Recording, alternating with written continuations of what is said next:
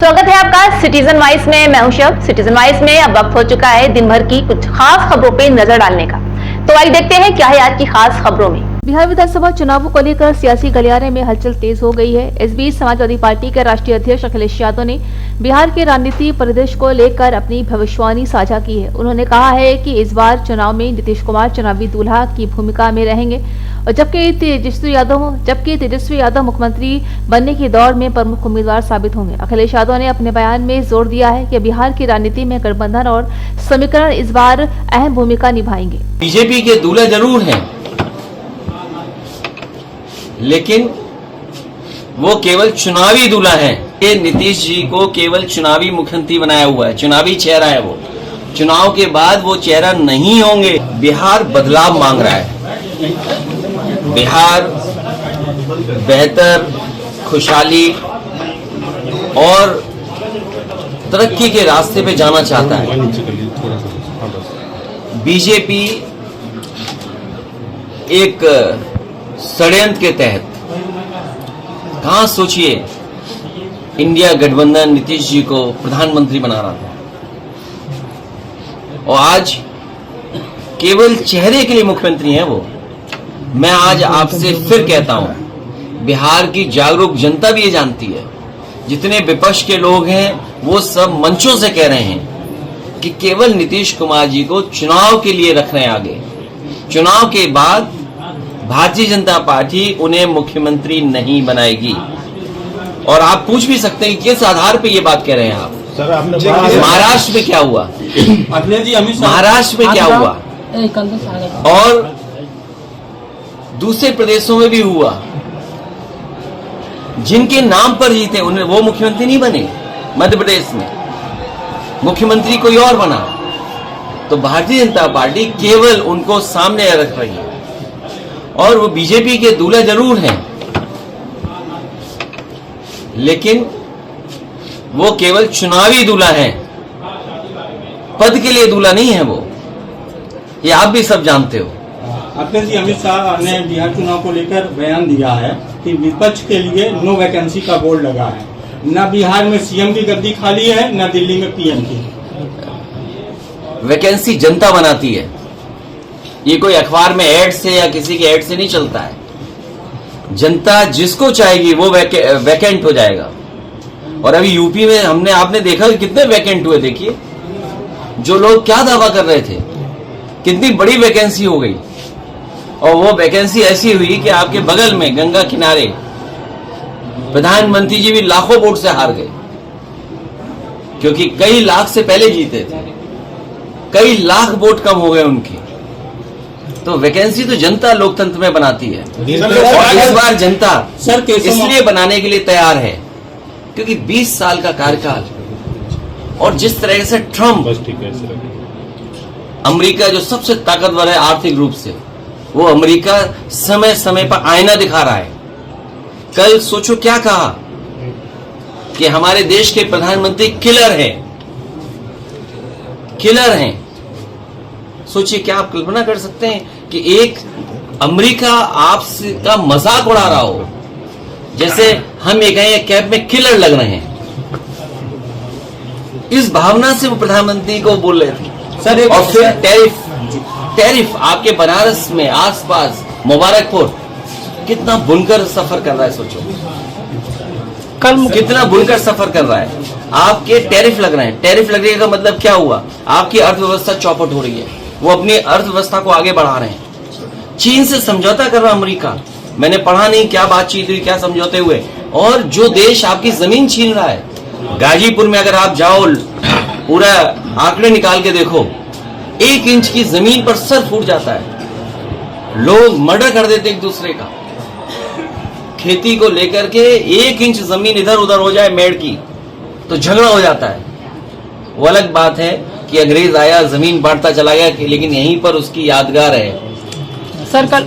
और चीन ने हमारी कितनी जमीन कम छीन ली। ये भारत सरकार अभी तक बताने को तैयार नहीं कि हमारी जमीन कितने वर्ग फीट है, कितने स्क्वायर किलोमीटर भारत का हमारा एरिया है। क्या हम सब लोग भारत के एरिया को नहीं जानना चाहते? ये एरिया पे बात नहीं कर रहे हैं। ये डीजल महंगा उस पर बात नहीं कर रहे हैं।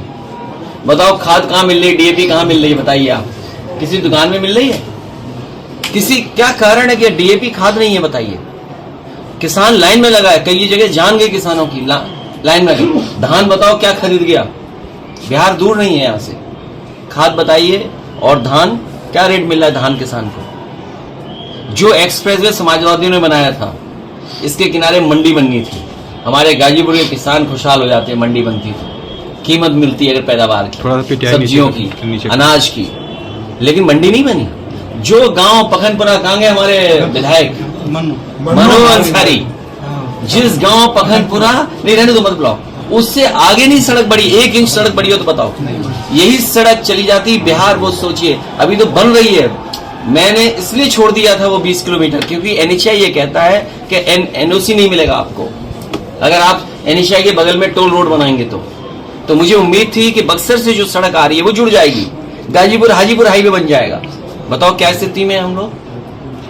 पूर्वांचल को इसीलिए 2022 का चुनाव प्रचार मैंने गाजीपुर से शुरू किया था, और मैं जानता हूं गाजीपुर की धरती समाजवादियों की धरती है। पुनः हमें उसी मत से, उसी तरीके से, उससे बेहतर जिताएगी, और हम गाजीपुर के लोगों को और यहाँ के नौजवानों को भरोसा दिला के जा रहे हैं। किसान खेती बाड़ी की तो मदद करेंगे। मैं जब उतर रहा था, ग्राउंड देख रहा था मैं कि कई नौजवान उस पर तैयारी करते होंगे फौज की भर्ती का। मेरे दाईं तरफ जब मैं हेलीकॉप्टर से उतर रहा था, एक ग्राउंड बनाया हुआ है उन्होंने, ऑब्स्टिकल्स लगाए हुए हैं। तो समाजवादियों का मौका मिलेगा और हम लोग लड़ते रहेंगे जब तक फौज की भर्ती पक्की ना हो। अमित शाह कह रहे हैं, राहुल गांधी ने कहा है कि प्रधानमंत्री वोट के लिए मंच पे नाचेंगे। अरे मैंने क्या कहा आपसे? हम अपने साथी की टोपी देख के कहा कि ये किलर लग रहे हैं। सोचो, अमेरिका के राष्ट्रपति हमारे प्रधानमंत्री को किलर बोल रहे हैं। कल का आप सुनिए ना उनका स्टेटमेंट, मैं तो ताज्जुब कर गया कि हमारे अमेरिका के प्रधानमंत्री क्या बोल रहे हैं, राष्ट्रपति हमारे प्रधानमंत्री को। सर, बिहार के इलेक्शन को लेकर जल्दी करने वाले हैं। अमित शाह कह रहे हैं कि ओसामा शहाबुद्दीन को किसी भी कीमत पर जीतने नहीं दिया जाएगा, संकल्प लिए हैं, और अखिलेश यादव प्रचार करने जा रहे हैं। सर, उसमें क्या खराबी है? हमारे आदित्यनाथ ने भी कुछ कहा। क्या? योगी आदित्यनाथ ने योगी आदित्यनाथ गए थे पृष्ठभूमि सिर्फ प्रदेश में नहीं बल्कि देश भर में। मेरे साथी ने अच्छा याद दिला दिया मुझे। सवाल वही है और जवाब यहाँ से मैं निकाल के दे रहा हूँ आपको। हमारे मुख्यमंत्री नाम बदल देते हैं, और इधर आप देखते हो कि बहुत सारे बच्चों को गोदी में लेके खिला रहे हैं। लगता है घर परिवार वाले उनसे नाम रखवाते हैं उनमें। वो जहाँ जाते हैं नाम बदल देते हैं। अरे उसका भी नाम बदल देते हैं। अगर आप उसका नाम बदलते तो उसका नाम क्या होता? शेर सिंह नाम होता। तो योगी होकर के क्या भाषा है? सरकार अपनी उपलब्धि नहीं बता रही है। अमेरिका किस तरीके से दबाव बना रहा है वो नहीं बोल रहे हैं। आपका पूरा बाजार, ये जितने मोबाइल हैं ये सब असेंबल्ड हैं। किसको धोखा दे रहे हैं ये लोग? किसको धोखा दे रहे हैं बताइए आप।